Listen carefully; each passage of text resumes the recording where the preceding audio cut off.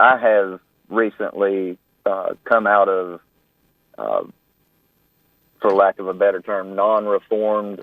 I was born and raised a free will Baptist, and I held strong to that autonomy of man's will, and it was through your debate that God revealed the beauty of Reformed theology. But I still attend a free will Baptist church, mainly because the pastor does, he preaches the word, and I find it consistent on most points, other than, the whosoever, the John 3:16 thing, and,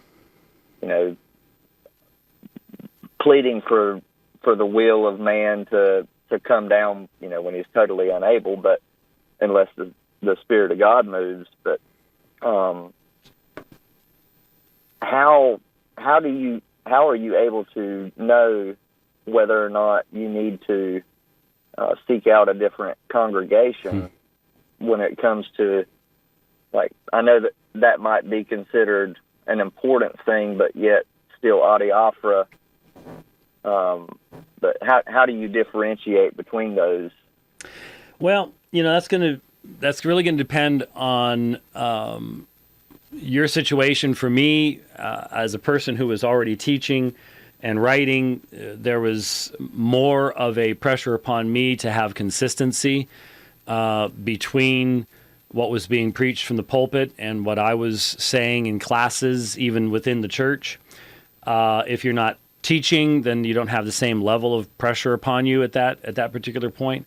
But you also have to think about the implications that this theology has in regards to pastoral counseling, death, the graveside. There are a lot of implications aside from, how you do evangelism, how you do apologetics. There are a lot of things, and so it also depends on whether there are other options available to you that would be more consistent in their exegesis and their theological perspectives within a reasonable distance that you would be able to be actively involved in that church. So it really depends on a number of factors.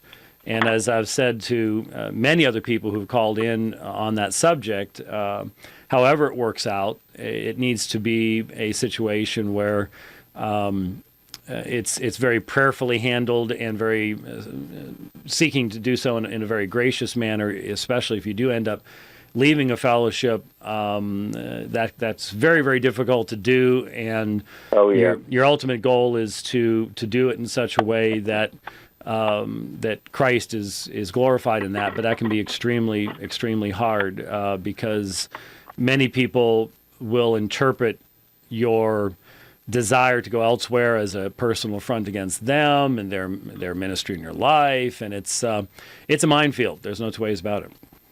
Mm-hmm. Well, the distance thing is a major issue. I live out in the sticks, so I've been looking online at a bunch of different churches and reading their statements of faith, and seeing where they match up theologically with my understanding.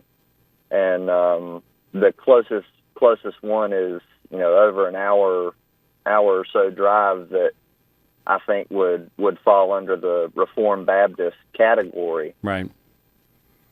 Yeah, that is, believe me, you wouldn't be the only person driving that far. There are a lot of people that do that. And there are things you can do on long trips like that. Good time to listen to other sermons and things like that. But all depends. It depends. There are a lot of people that are just simply don't have a close by fellowship that need to. I still highly recommend they be involved in a fellowship up to the point where their conscience doesn't allow them to be able to do so, and that all depends on the situation you're in. So.